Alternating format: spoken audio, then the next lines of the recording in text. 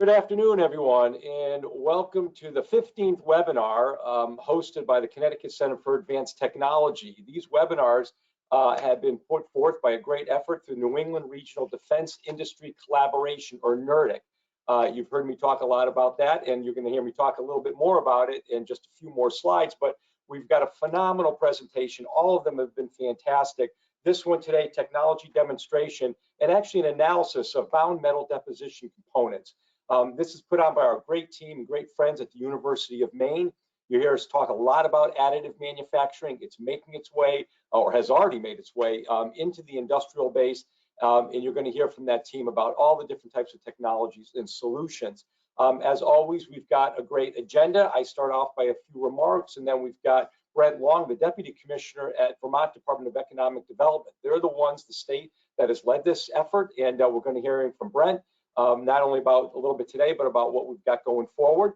The presentation, Dr. Brent Ellis, again, Center for Additive Manufacturing of Metals, CAM Center at the University of Maine, and joining him is John Belding, professional engineer and co-director. Both of them are co-directors at CAM. So start out as we normally do, and just giving you a little bit of an overview of NERDC. And many of you have joined us before. You've heard about NERDC. Again, New England Regional Defense Industry Collaboration, those words alone are pretty powerful. There hasn't been a time where the New England states have come together and really leveraged the valuable resources that they have. And you see NERDC right in the middle, talking and addressing this ecosystem and all the important partners on the outside. We've got a tremendous defense base here, not just primes and OEMs, but a huge supply chain. And what we're going to be doing for them going forward, how we're going to make sure that they've got the right, the abilities for technology adoption, and the ability to address the skilling up of their workforce and the workforce issues of the future are really critical. And as you look around here, you've got business and industry at the table. You've got the supply chain at the table, educational institutions, the MEPs, the PTAPs. You have some of the really influential players here who've got programs and services to bring to the table as part of this ecosystem.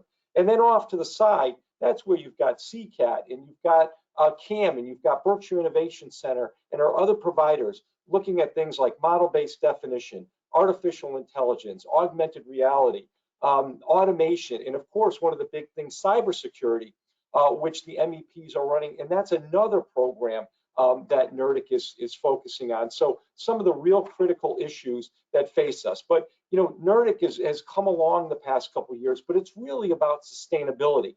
How do we keep this collaboration going so we can really see the benefits and be able to leverage the benefits of this collaboration? So it's about going forward. So as we get onto that next slide, it's a great time to bring in Brent Long. Again, he's the Deputy Commissioner at the state of Vermont. And you know, Brent, we've been convening, or you've been convening, you and the other NERDC steering committee. I think we have Brent, just there you go. Brent, you guys, you and a few others, we see John Rondino's name up here. He couldn't join us today, but you've been really spearheading NERDC for a while now, and it seems like you've got a lot of momentum going forward, and you're addressing those major issues that the companies have. Again, technology adoption and in the workforce. So, you know, thank you for doing this. You know, kind of what are your thoughts today, and then what are we thinking about going forward? How do we sustain this momentum and leverage our resources further? Thanks, Ron. It's great to be here today, and it's great to have the opportunity to learn more about this fascinating new technology. You know, this event is the last in the scheduled series of events that we have worked to present in demonstrating these Industry 4.0 technologies.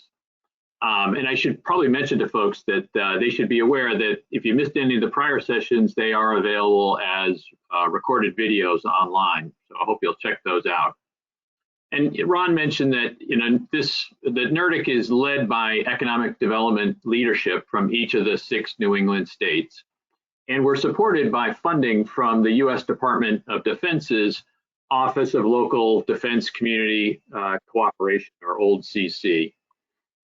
And it's also probably important to mention that, you know, what we're doing here is really a reflection of the desires or suggestions that we received from the steering committee that governs us, that includes both large and small defense manufacturers from each of the 6 New England states. Fundamentally, the idea of NERDIC is to try to create a framework that coordinates the efforts of all the 6 New England states in supporting the defense manufacturing industry supply chain. So, as we've mentioned, we're talking about doing that with a couple of specific work packages. These sessions are one example of that. And the other principal area that we've tried to support is providing assistance in trying to navigate the increasingly complex cybersecurity requirements.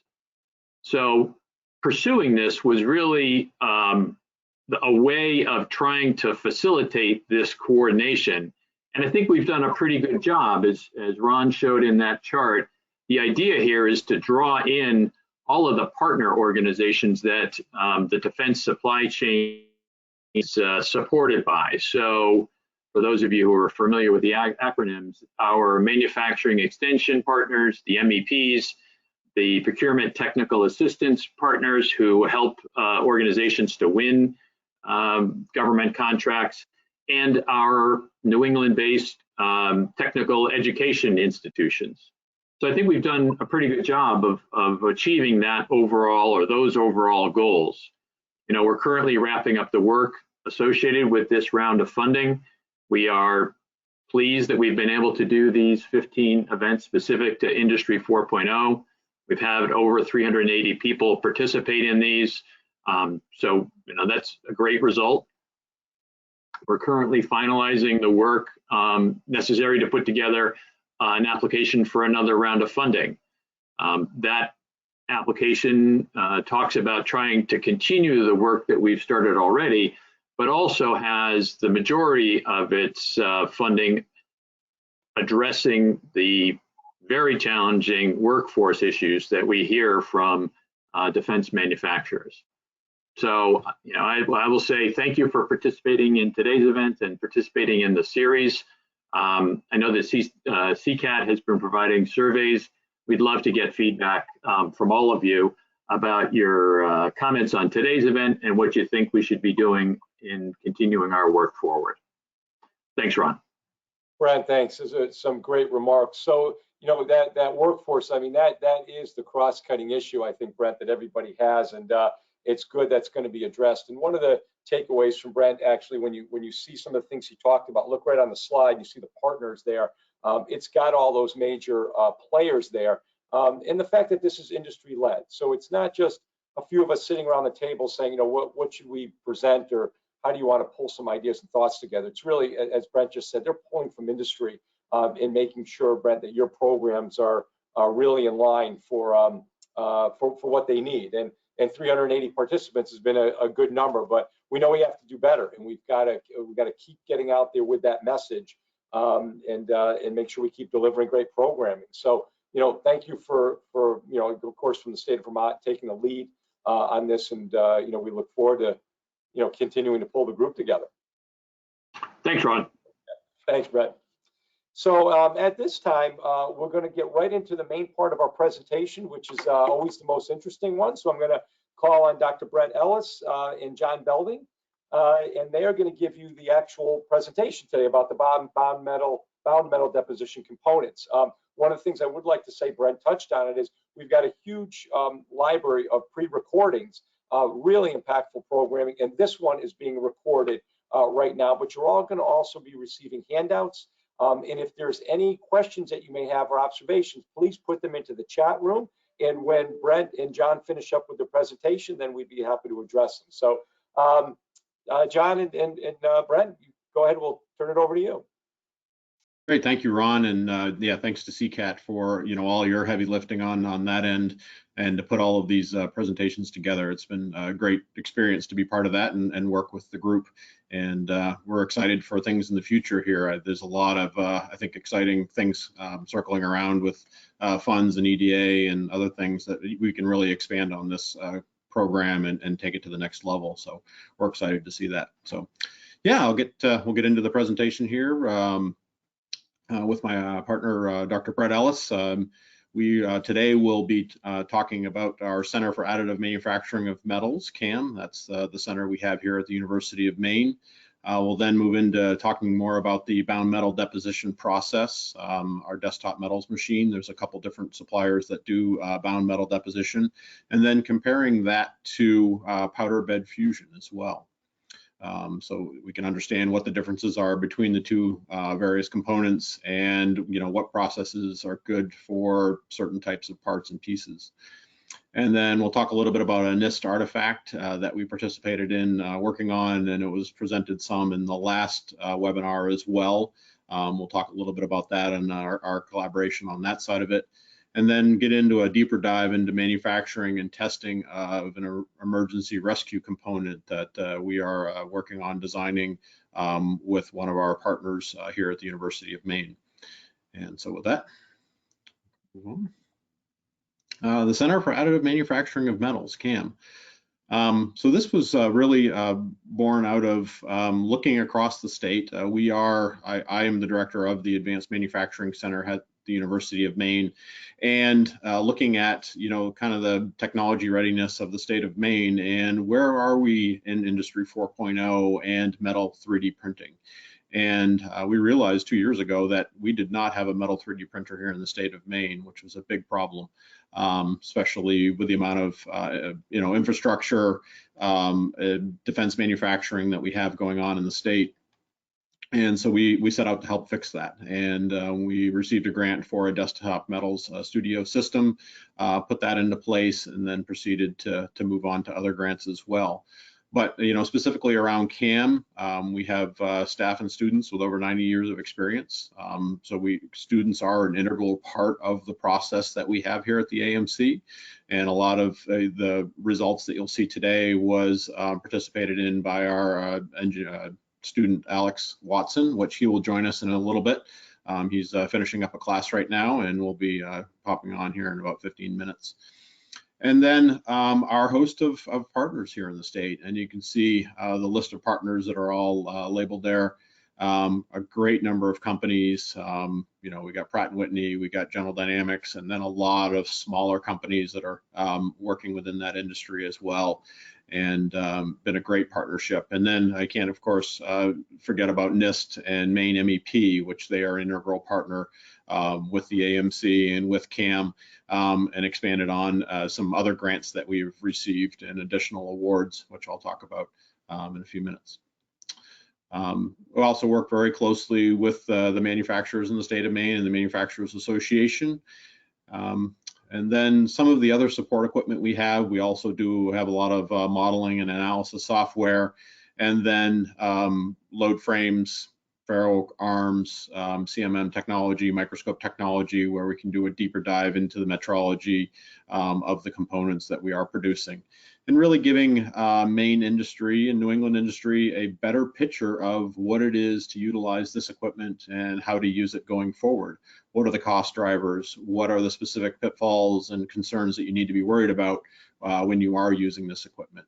It's not as easy as just plopping it down on your floor within your facility and then firing it up and say, yeah, we're ready to go. Yeah, these companies really want to understand all of the details around all of the design components, the technology of the material, how strong is the material, what things do you need to look out for, what are the new quality processes that really need to be involved when utilizing this equipment. Okay. Go to the next slide. So really, CAM mission and objective is to transition AM technologies into industrial solutions. So again, working with companies and businesses to really help them understand all of the steps of the processes, helping design and manufacture more functional parts. So there is a big divide in this industry, as we see, especially in the state of Maine right now, on what it is to design a part for additive metal versus just subtractive machining. There's a much different thought process in helping companies navigate those waters, and students. So a lot of the students that come to us that work here in the center, they have gone through classes and designed some plastic 3D printed parts, but the metal 3D printed is even some different than those plastic parts. And what are really the cost drivers, the the technology drivers and how to design for a very successful part and component. And that that obviously ties into all the workforce development and pieces. So again, our our timeline, back in 2018, we got our seed grant funding. We put in early in 2019, we put in our desktop metal machine, and then we're now 2+ years into it, really understanding what the industry needs. And it's been a great collaboration with those 30 industry partners and many others as well, especially like CCAT and their group. Sustainable funding. So what are our next steps for CAM? So we've reached out.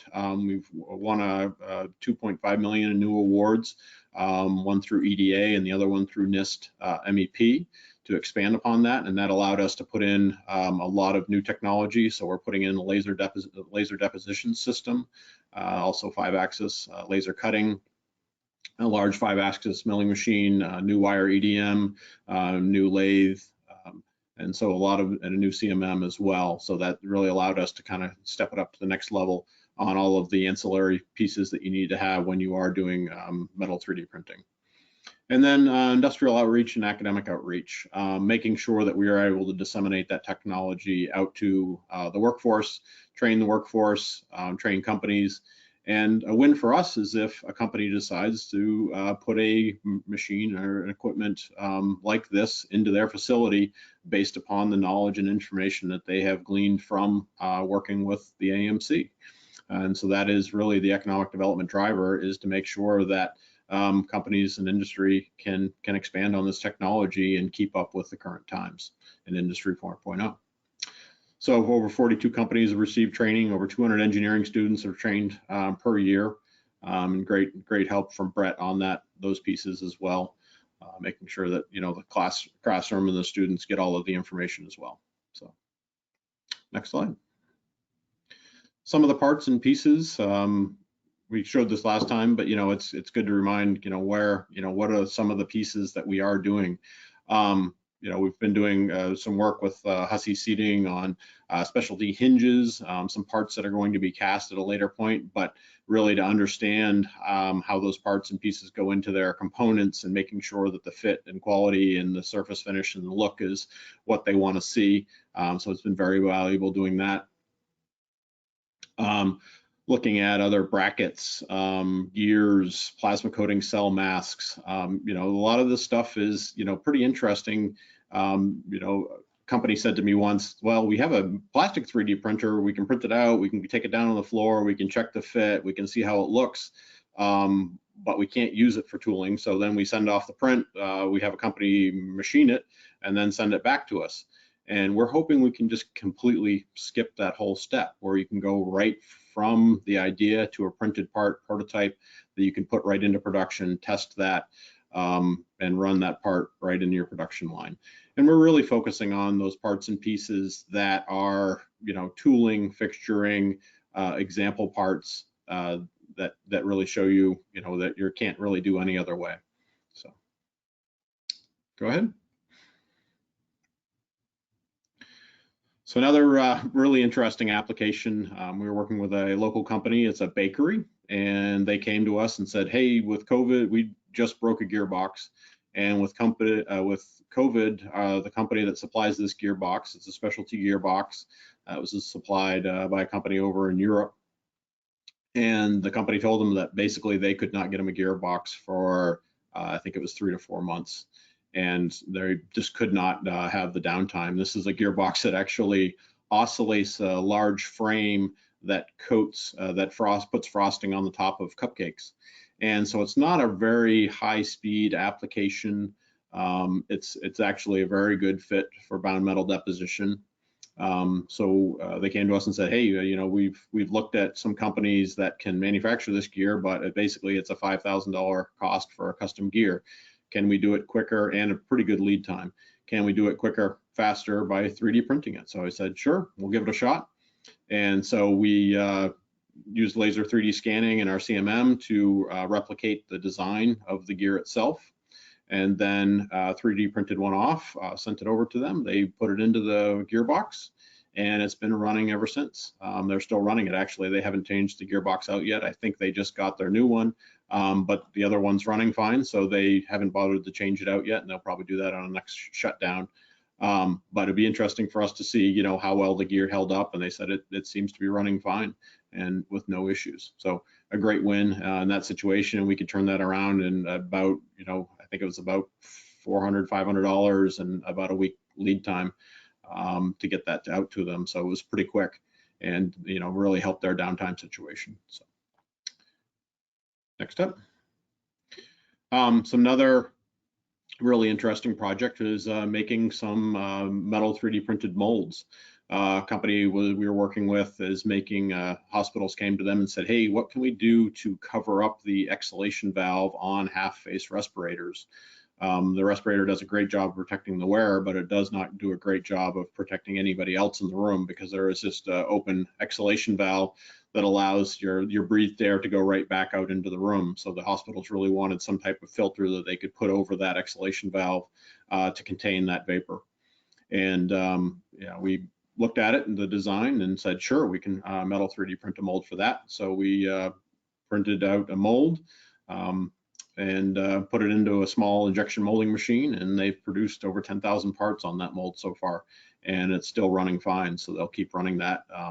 There's a limited amount that they needed just to get those out there, and but it's a great application to be able to turn that around very quickly on that.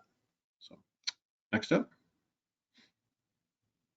And this is a project that our graduate student, our undergraduate students have completed last year.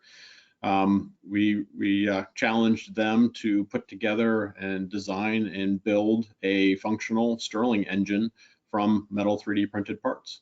And you can see down in the video that it actually does run.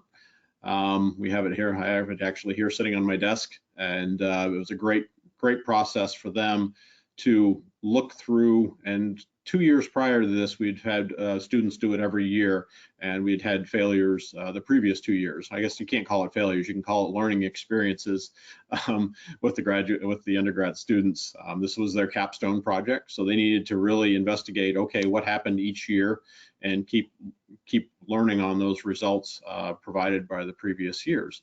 And this year, that actually came out very well and is a running engine.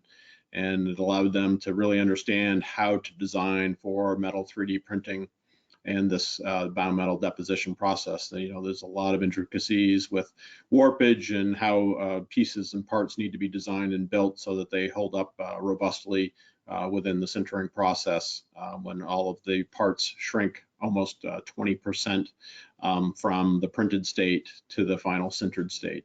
And when you have that much movement within your parts and components, it can really affect how things shrink and where how well parts hold up. So a great learning experience for them, and kudos that they were able to pull that off this past year. So, next up.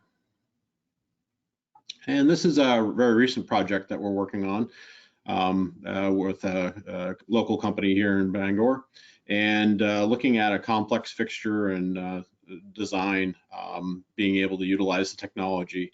And you can see it's a very complex blade dovetail feature that's radius and ribbed. And we figured, why not be able to print that so that we can put that fixtures that can go into a vise, hold that blade component, and then they can do a machining operation on that. And so we are in the process of printing those and getting those over to them so they can test that within their machining environment. And we're hoping, you know, that the technology actually has some, you know, damping ability and strength to be able to hold that blade as tight as possible within the manufacturing process. So, next slide. Bound metal deposition. So Brett's going to take us over here and lead us through this. Yeah, so thank you, John. So we will go through a brief review of bound metal deposition, just to bring everybody up to speed before we get to the application and study of the component. So bound metal deposition consists of 6 steps. The first step is digital design. We then go to slicing and printing, debinding, sintering, and post-processing.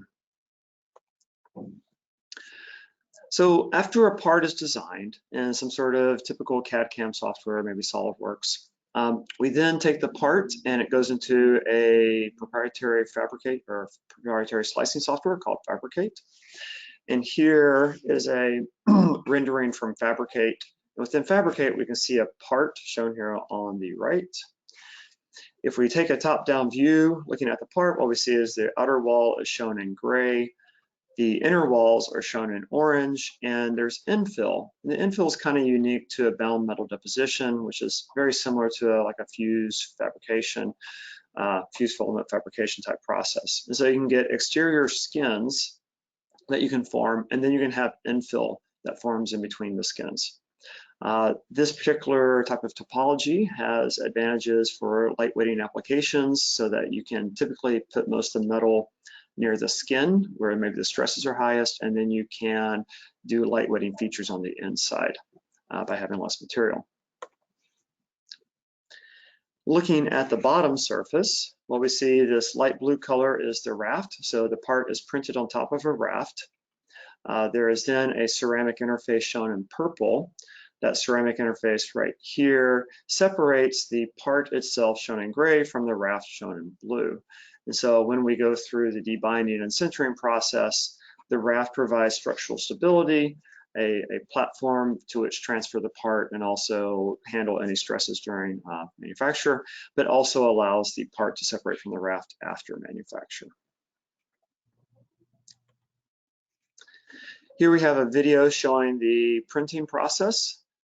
It's very similar to what you might find as far as its XYZ control on a residential like FDM type of machine, but it is a little bit different. So it does have the dual extruders. The first extruder will pull out a build material, which consists of a polymer and a metal powder.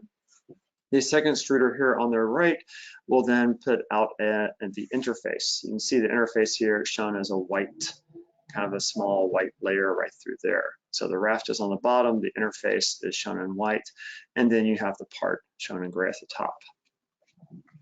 Current materials that can be printed include 316, L174PH, you can print 4140, H13, and copper are commercially available. There are many other materials currently in development, including like a nickel-based superalloy and some others.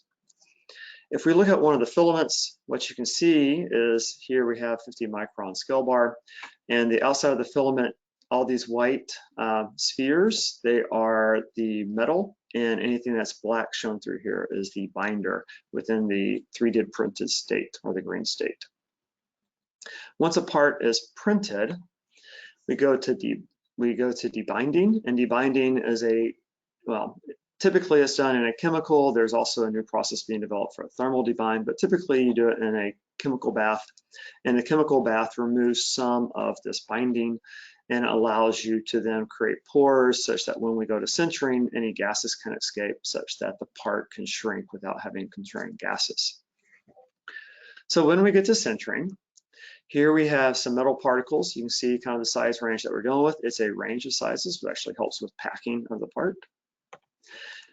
And when we heat up the debound part, what occurs is sintering. Sintering is a well-known phenomenon of agglomeration. And so this happens to show a video of particles sintering together. So we have one particle forming together with the other.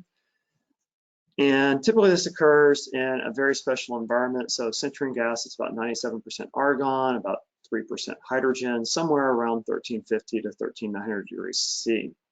It is in a partial vacuum. And so it's a special kind of environment. And as John mentioned, we get shrinkage in plane and also out of plane. Most of the shrinkage is accounted for within the Fabricate slicing software. However, there's still some design intuition that's required to get the parts correct. Once the part is sintered, what we end up having is there can be some interbead porosity here and intra-bead porosity that will also form. So this is an image of sintered 17.4 microstructure. In general, a desktop metal studio system, you can have a build envelope roughly 30 by 20 by 20 centimeters cubed in the as printed state. The as sintered state is 24 by 16 by 16 centimeters. The preferred morphologies are closed, so solid exteriors with infill. Those are preferred. and deposition rate typically in the neighborhood of about 10 cubic centimeters per hour for the as-sintered state. If we look at surface roughness, and we'll have some more slides later that also discuss surface roughness. So after the end of the deposition and debinding and sintering process, on the left we have the top surface. So we see the scale bar here goes from 0 to 29 micrometers. And so you see some fluctuations through here. And on the bottom surface, you get these kind of waves that form, and those waves are due to, we try to keep the interface separated from the raft and the part. Typically surface finish, and this slide is for a standard printing profile. There's a new standard plus that's being developed slightly better. The top surface is typically on the neighborhood of about peak to valley of about 1,000th of an inch, and in the interface it's about 11,000th of an inch. And finer surfaces are available either through a finer nozzle, which is a 250 micron nozzle, or if now the standard plus, a new profile package. So if we look at the microstructure, on the top right, we have a ASTM E8 tinsel coupon, and I'm drawing a section view right here because that's where we're going to look at a cross section of the part. So up here is our section view, down we have the cross section, and if we expand in a region, what we see is that we get a couple of characteristic behavior of bound metal deposition parts. First is we get these inter-raster pores, and so these pores kind of are the rasters form roughly through here. They're very much like an ellipse kind of shape. And between those, sometimes you get some inter-raster pores. And we also get the intra-raster pores, or the pores within a raster. And these pores are much smaller in nature, and typically the inter-raster pores have maybe a little bit larger influence than the intra-raster pores. In the bottom, we can see this is a prior image that shows the surface roughness along the bottom surface adjacent to the raft. If we examine this region within the green square, we can do some quantification. So doing some image analysis, so thresholding and then counting the particles and then counting adjacent particles. What we see is that we get porosity of about 2.7% for this specimen. Mean pore radii is around 6 microns, and inter-raster pore radii is less than about 10 microns.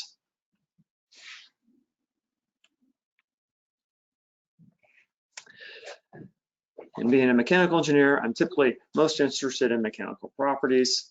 So here we have the as-sintered 17.4 pH specimens shown in blue.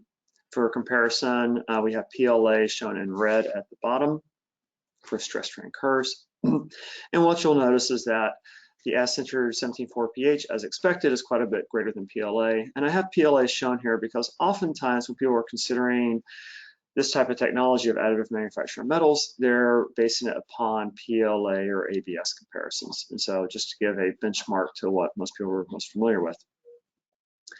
So 17.4 stiffness of about 180 GPa, 0.2% offset yield strength, about 600, tensile strength around 775 or 800 MPa, with a hardness of about 25 Rockwell C. So with that, I'd like to pass it over to Alex, and Alex will discuss the Nist artifact that we've been testing, and then we'll get to looking more at the component. So Alex. Thank you, Brett. So the Nist artifact is a geometric test artifact to quantify, investigate different features, the capabilities of your machine through different features. So you'll see features on it that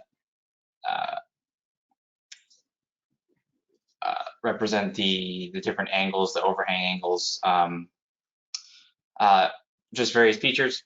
And this slide is showing a comparison between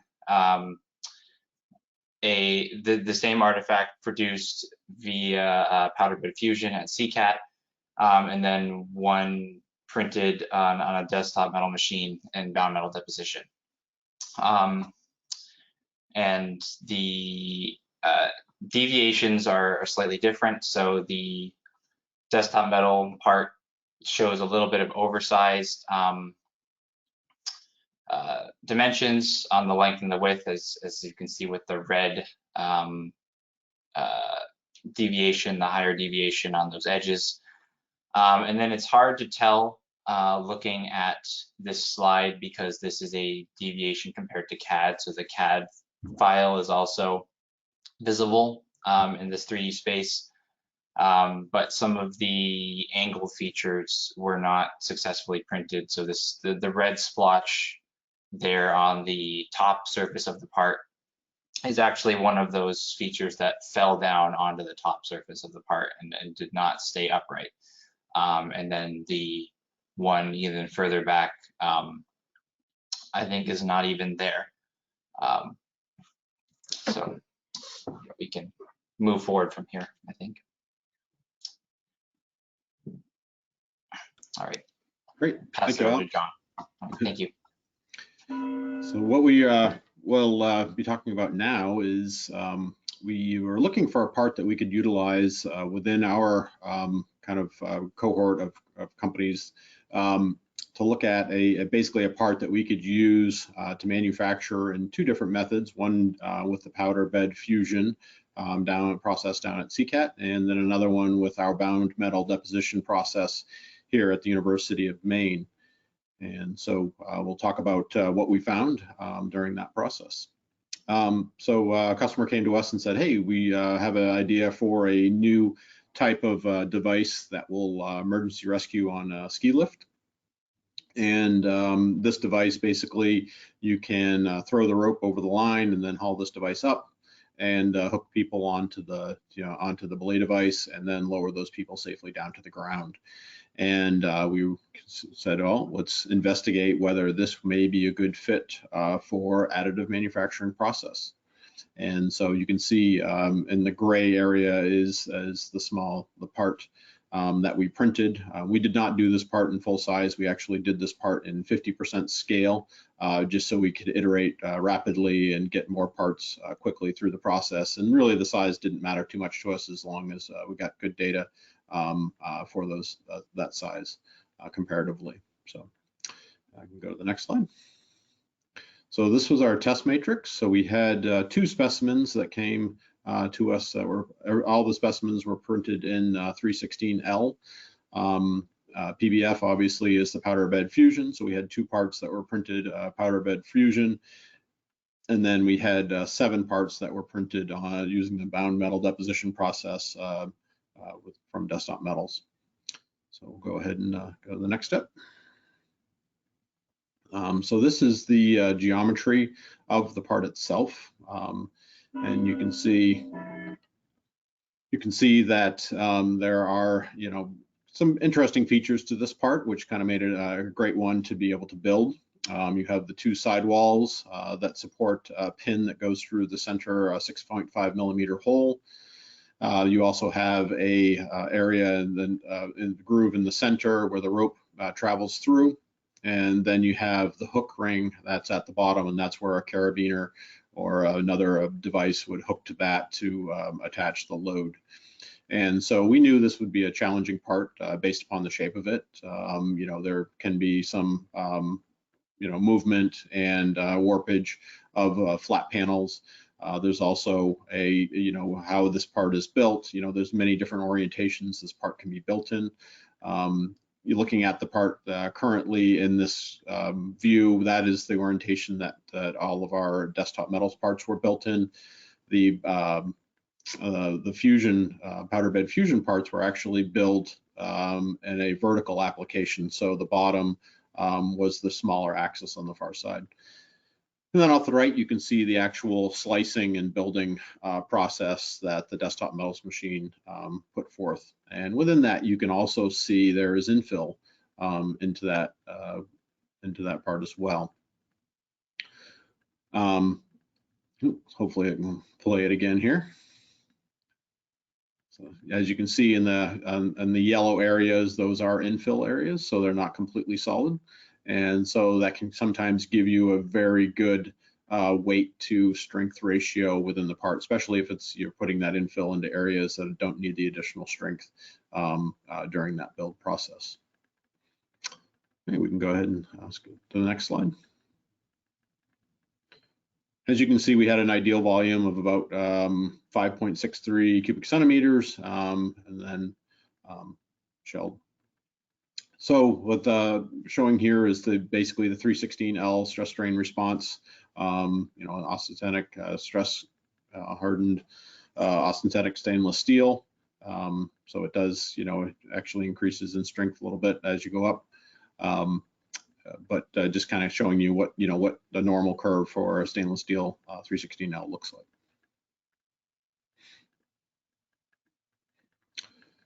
So now on to the manufacturing.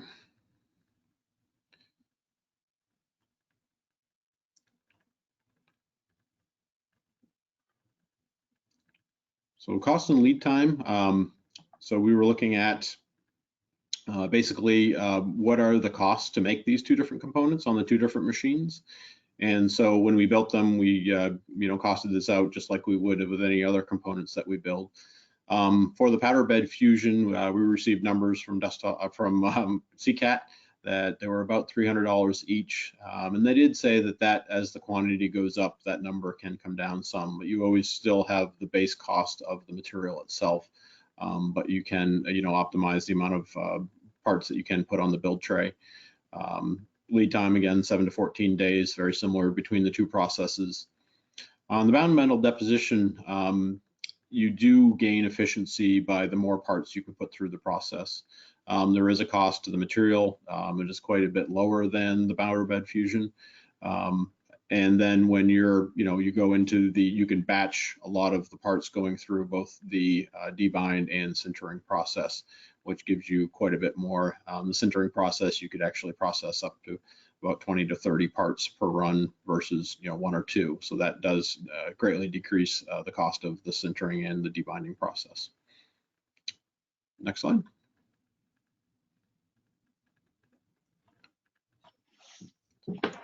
And Alex is going to talk us through the mass of the specimens. Right. Thanks, John. So on this slide, we have a table containing the masses that were measured from these parts before testing, before doing a mechanical test. And then the actual volume was compared to the expected volume for each of these parts. And the difference between the actual and the expected is shown on the far right column. The big takeaways here are that the powder bed fusion parts are heavier than the desktop metal ones. The powder bed fusion ones are heavier than desktop metal ones, but that is pretty intuitive to see because the bound metal deposition parts did have some infilled regions, so there was some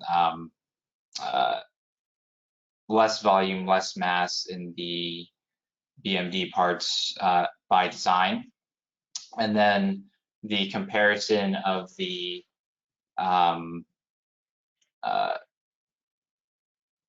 expected to the actual volume showed that the powder bed fusion parts were still greater, while the bound metal deposition parts were less than the expected volume. And some possible reasons for that is that in the powder bed fusion parts, there might be excess mass due to non-melted parts attached outside of the part. And then in bound metal deposition, besides the infilled regions where there was less material, some of that mass being less than expected, or volume being less than expected, could be due to porosity, interbead porosity, as was shown in some previous microscopy images. Okay, next slide. So the geometric conformance, so these parts, we took 2 representative color deviation maps of mapping a best fit alignment to of scan data to the CAD model. We've got two representative parts of the 2 major types of parts we dealt with, Powderbed fusion and the Bound Metal Deposition. So Powderbed fusion is on the left, Bound Metal Deposition is on the right. And some of the, both of them were pretty good with geometric conformance. The Powderbed fusion alignment is showing that the this ring that's in the foreground of these images was slightly undersized in the alignment.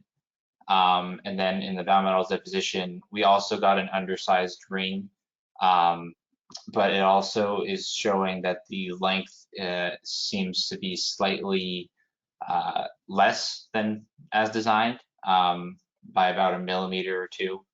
And then the dark blue regions in the top of the Bound Metal Deposition part can be explained by some of the processing we need to do to machine off some extra support material from that. So the accuracy of the top of that fin was a little bit, it was up to human error.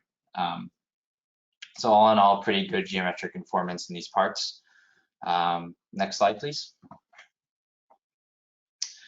And then using our VHX 7000 microscope, we did some surface roughness analyses and put together some depth composition, 3D depth composition images from the, again, the 2 different parts, PBF1 and BMD1, Powderbed fusion and Bound Metal Deposition. So on the left, we have a representative surface sample from one of the Powderbed fusion part. And some of the notable features are the overmelt particles that are kind of scattered around the surface of the part in these kind of representative little spherical beads. And then on the right, these are all images from different locations on a single Bound Metal Deposition part. So I'll start in the top left and talk about the top surface. So on the top surface, we have a very smooth surface finish on top of a single bead. So we can kind of see the boundaries of that bead very clearly on the right side with this valley, and then on the left side, there's a very faint line. So that's the boundary of a single bead that's put down. And there's also evident by this picture, there's a little bit of variation between how closely those beads are to each other, and side to side adhesion between the beads. And then on the right side here, this is a picture of a side surface of the part, and you can see the beads pretty clearly separated on the side by these peaks and valleys, these pretty sharp valleys and then rounded off peaks. And then the bottom surface of the BMD part was fairly flat using the print settings we did. Again, you can see some faint outlines of a bead that was printed on the bottom surface, and these spherical raised details are interface beads, ceramic interface beads that were difficult to remove. So it's that white layer that is printed between the part and the raft, so they can be separated after the furnace step. So quantitatively, the top surface had a peak to valley, typical peak to valley distance or roughness of about 30 microns. The bottom surface, or the surface that was against the interface, had a typical peak to valley of, let's see, about is about the same. It's not a lot of height difference there. So the top and bottom surfaces are pretty smooth. The side surface, you know, has these peaks and valleys, and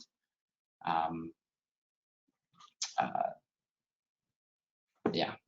So I'm gonna let John take over, or sorry, Brett take over and present the next slides. Okay. Thank you, Alex.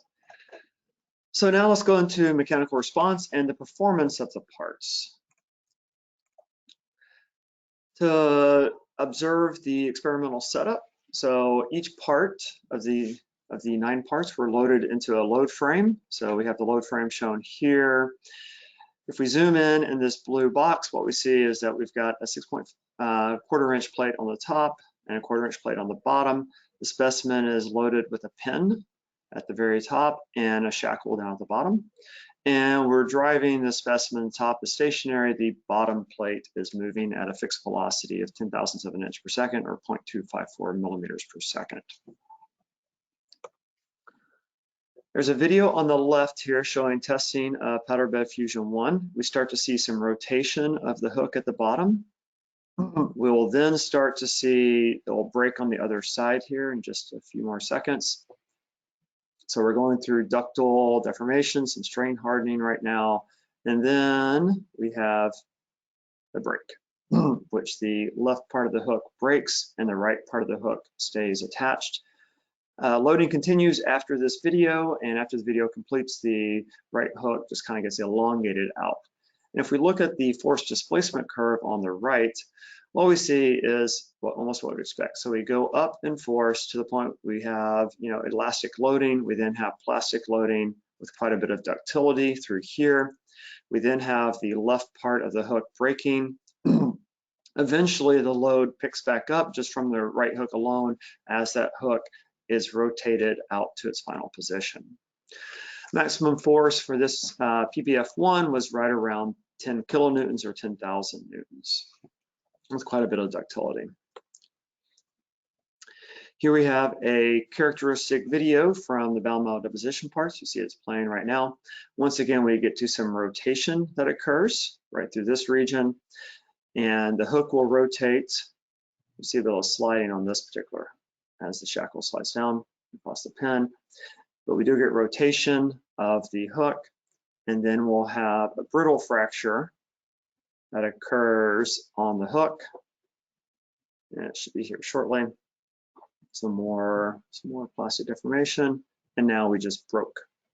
So the right side of the hook is now broken, and in our force displacement curve, we're going up, and we get to a peak force of about it's around 7.5 kilonewtons, and then it drops down, and once again we have zero force until the left side of the hook picks up and just provides a minimal amount of resistance at this point.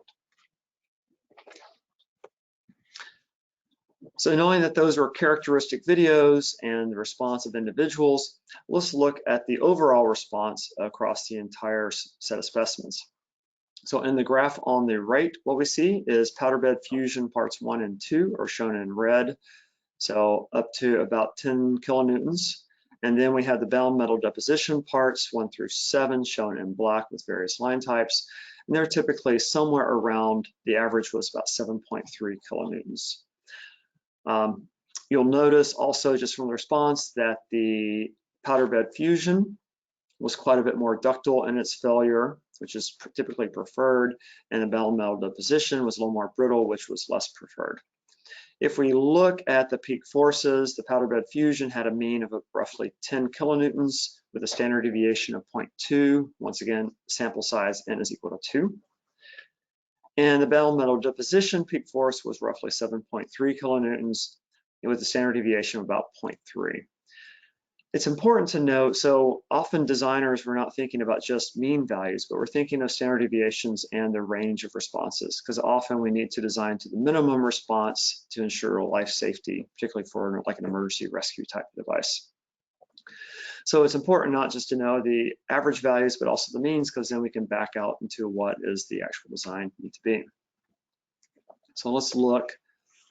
If we look at the failure modes across the 9 parts, so on the far left, we have the powder bed fusion, part 1 and 2. Both these parts failed on this, well, let's call it the right part of the hook here on the screen. It's the left side. So we have the left side hooked, and then this other side then rotated out until the part dropped, until the clevis dropped. So here, once again, I have breaking. And the bound metal deposition parts generally fell in the same manner, particularly parts 1 through 5. Parts 6 and 7 had a slightly different manufacturing process, and this kind of highlights the significance of really considering the manufacturing process and how the process affects performance. Parts 6 and 7 were printed, instead of being horizontal, they're printed at a slight 5-degree angle. So same orientation of the part. These 2 ears of the part were vertically upwards. However, the base of the part was printed 5 degrees rotated. Thus, we get to almost a different like failure type pattern. So instead of this left part of the hook failing, we now get the right part of the hook failing. It's also a little bit hard to see in this image, but on bound metal deposition part 7, we actually broke on both sides. So this right part of the hook broke, and so did the left part of the hook right there. To Alex's point earlier, what we see when these were manufactured, there was a plate drawn or printed across the top right through here. And this plate across the top kind of helped to keep these 2 ears vertically upward during the build process. And subtractive machining removed these. We're doing this fairly quickly when we removed them, so you notice some extra, I'll say, machining marks there that were probably atypical.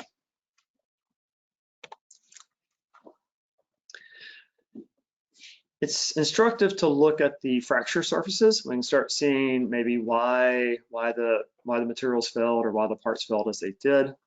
So if we look at powder bed fusion part 1, and I'm looking down on this surface, so it's the part of the hook that is the surface, the fracture surface of the hook that has broken off. So we're looking at that surface there. A couple things that we notice: we get a monolithic block of 316L right through the middle, which is kind of what we'd expect. We also see these non-melted particles on the outside. They show up as little spheres. And so you can see the little bright shiny spots here. Those are the non-melted particles on the outside of the part. We do see that there's evidence of ductility, and that evidence of ductility includes a reduction in surface area. So on the outside, we can kind of see the image of what the part would have been without any sort of reduction in cross-sectional area. And on the inside, we see the reduction down to the reduction in cross-sectional area. We also see characteristics like the 45-degree bands of shear failure that are common within ductile fracture surfaces. So monolithic block, 316, ductile kind of fracture surface. If we look at the bound metal deposition part, we see quite a bit different morphology. In particular, we're looking at the same type of surface. So on the hook, looking from the left to the right in the image shown. And we see a couple things. First of all, we have this interbead pores. So these little pores here, all these little black spots are pores in the metal, and they're occurring between the bead. So here I've highlighted yellow as a bead, kind of as a rounded rectangle. Right there, that's one of many. There's actually 6 that go across from left to right. So 1, 2, 3, 4, 5, 6 that work their way left to right. And you can even see you can see the layers from bottom to top. Here, bottom is shown on the top surface. You can tell because there's the ceramic particles that take place at the interface. And you can also see the sides. So over here, you can see the individual layers from the build. The other thing that's characteristic is that this fracture surface, we lack some of that 3-dimensional shape that we see often in ductile surfaces, and so it's much more of a brittle type of fracture, which we also observe inside of these stress strain curves. So let's summarize what we know so far. In this study, we manufactured and tested 9 parts. 2 were powderbed fusion from CCAT, and 7 are bound metal deposition for manufacturing characterization of the mechanical performance. The peak force, what we see is that powderbed fusion was roughly 37% stronger than the bound metal deposition parts for a real world geometry.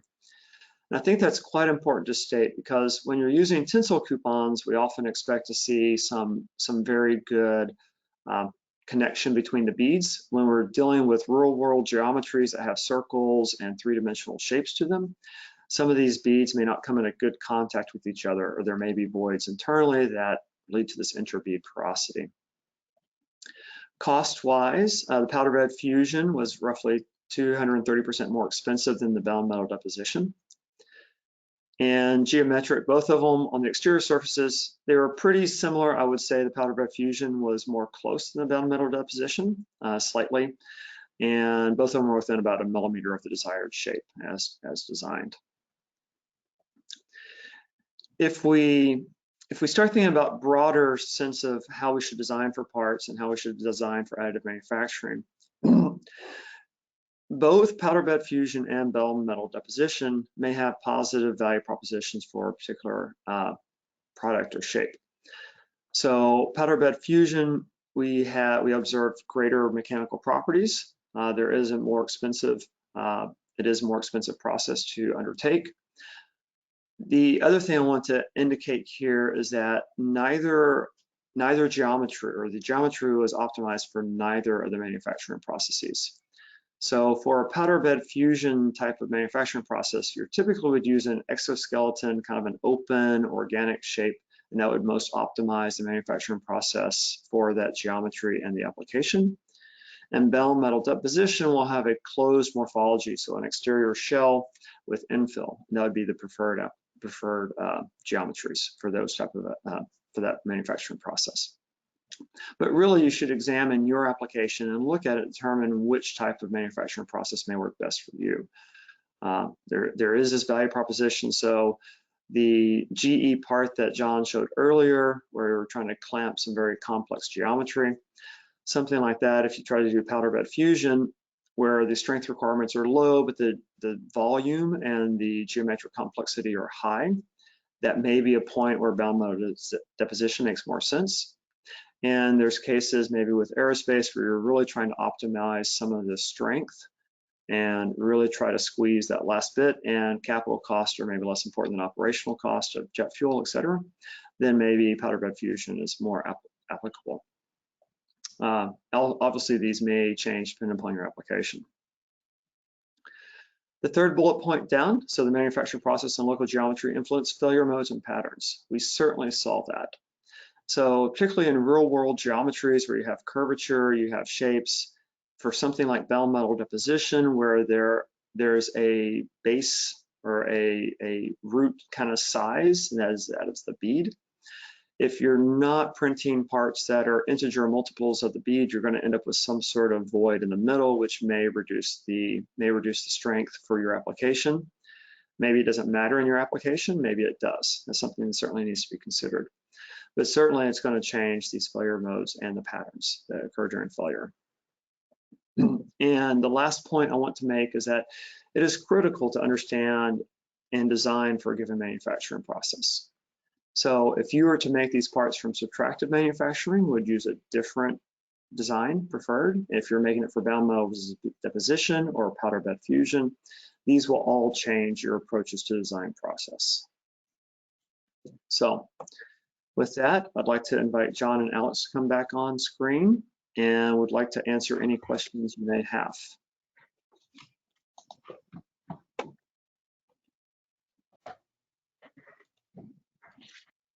So thank you, John, Brett, and Alex for that great presentation on Bound Metal and Powderbed Fusion technologies.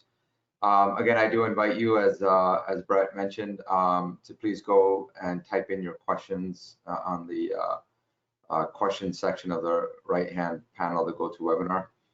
I'll go ahead and read off some of the questions that I see here.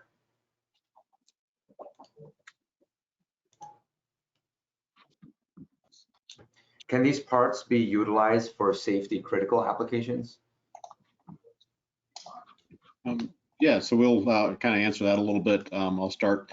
I'm not sure if I could recommend it at this point. You know, there are, I think, to look at the two different processes with Powderbed Fusion, there are some very good new systems that are actually taking images of every layer as the part is built to ensure that there is good adhesion and good, you know, fusion between layers. It's very data intensive, and there needs to be, I think, more quality system, more quality work done on that to find that out. On the bound metal deposition process, there is not a system like that at this point. There needs to be more research done, especially the quality side, again, to find out all the parameters that go into the process. You know, you have hundreds and hundreds of parameters. Do those change between prints? Are they changing between prints? Are, you know, groups of parts, are they the same between one part to the next? We have seen cases where there are, you know, you have, you know, a bunch of parts in a furnace, you print all of those parts. Some, you know, will have adhesion issues between lines, but others do not.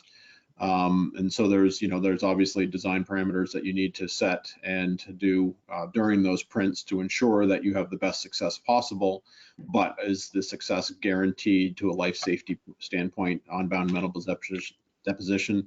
I would say not at this point, but future research needs to be done to confirm that. So, anything, Brett, on your side?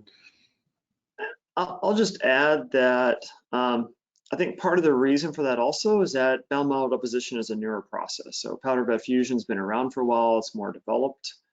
And bound metal deposition, University of Maine was one of the first 5 universities in the United States to receive such a system. So it's a technology that's newer in its development curve. Yep. So I think the quality systems are coming online. It's just a matter almost more of timing than maybe an inherent capability of the process. So another question here, what design changes could be done to better optimize the loads in the design? I could start talking about this one. So one of the things we were thinking about doing, if time permitted, was to move the mass around. So in the geometry of the part, actually remove mass from areas that are not seeing as much load, and then add mass to the areas where they're breaking. So in that ring section where we saw the breaking, you could strengthen that up by adding more mass. You can also, I think John talked about how there were a lot of different knobs you can turn when it comes to the quality of a part. So that's something we can do. We can change some of the parameters when printing a part. So we can increase or decrease the amount of walls that you have on a part. So the skin is thicker. You can play with spacing the lines, so you can reduce that porosity that we saw on some of those micrographs. It kind of depends on how much time you can put into it. For iterating on those design choices, there might be some optimization that you can do as well, and some of the optimization geometries lend themselves well to additive manufacturing because you don't have as many constraints. So I'll just kind of reiterate what Alex said. So PBF certainly has topology optimization. There are some limitations there. So topology optimization generally assumes isotropic material properties when in reality they're not. But generally, powderbed fusion has sufficient geometric complexity that's allowable that you can use TO quite well. One of the challenges and one of the things that we're trying to develop into is looking at either using topology optimization informed by the process for bound metal deposition, which currently doesn't exist, and possibly extending that even into some AI applications. So looking at artificial intelligence and how do you drive design through both simulation and also through experimentation. So just in the interest of time, I'll just read off this one last question here. Are there better suited applications for each process, powderbed fusion and bound metal deposition? Sure, yeah, I can start with that, and I think Brett touched on this just a little bit. You know, the material costs on the bound metal deposition is substantially lower than on the powder bed fusion. And you know, and as time goes on, that may change. You know, as processes get better and more moving forward.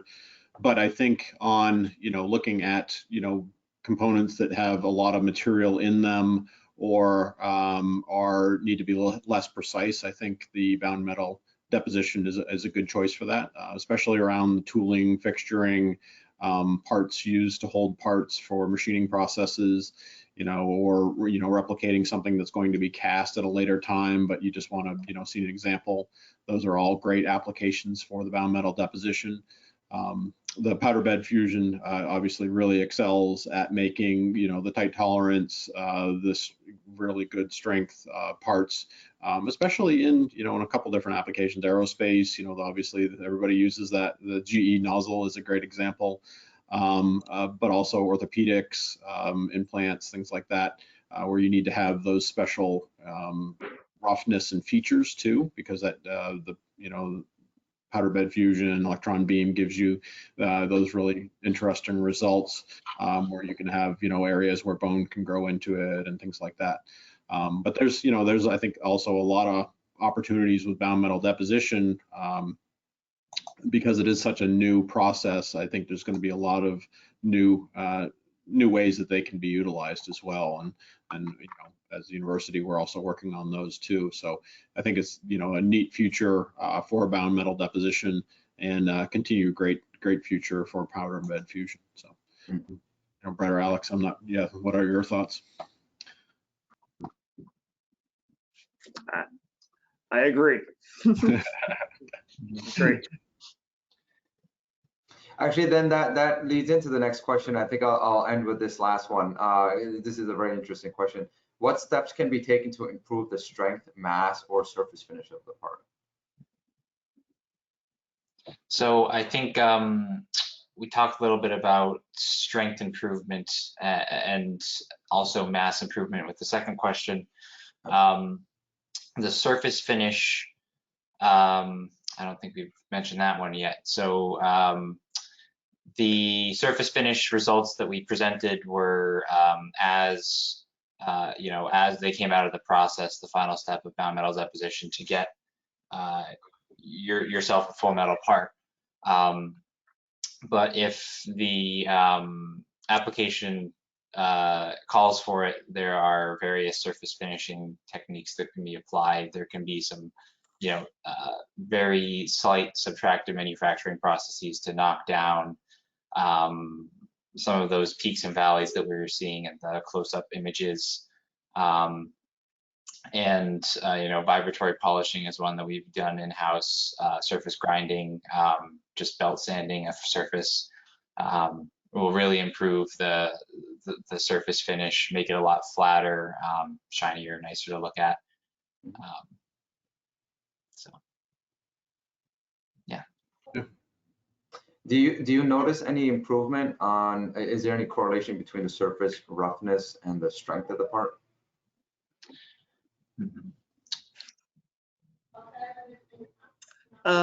In general, no. However, we haven't really expanded into fatigue type applications. Once we get to, you know, anything that has fatigue, you'd certainly expect surface roughness to dramatically change fatigue performance. But just for pure monotonic loading, nothing that we've observed. All right, well, with that, thank you so much for your time, Brett, John, and Alex. I'm going to get on with the closing remarks of the presentation, but thank you for the time and for that great presentation on the two technologies. Thank you. Thanks to everybody at CCAT. Yeah. So we do currently have additional opportunities for free 60-day trial of artificial intelligence using Stanley X's DPOW. This is a training and upskilling tool. If you are interested, please do apply by September 30th. We are scheduled to launch the 60-day trial by mid-October. We are also discussing extending the time to perform demonstration projects on other Industry 4.0 technologies. If your company has had at least 5% of your sales in one of the last 5 years that ultimately benefited the Department of Defense, we do welcome you to apply for these no-cost demonstration projects at ccat.us/NERDEC/apply, and we will get back to you, if the timeline is able to be extended on that. We did want to make you aware of this great opportunity for manufacturing companies. The U.S. Air Force desires to expand the U.S. supply chain capacity to manufacture small turbine engine parts. These are engines that produce less than 2,000 pound force of thrust. The goal is to reduce cost and delivery schedules for existing suppliers and also stand up additional suppliers, including from non-aerospace industry sectors. We do welcome you to visit sep.ccat.us for more information and to apply for consideration for this program. With that, we'd like to thank you for taking the time to join us today. We hope the presentation and the great questions that were asked help to understand the benefits of the two additive technologies that you learned about today. If you do have any further questions, please do feel free to contact us and we'll be sure to get your questions answered. Again, thank you and have a great rest of your day.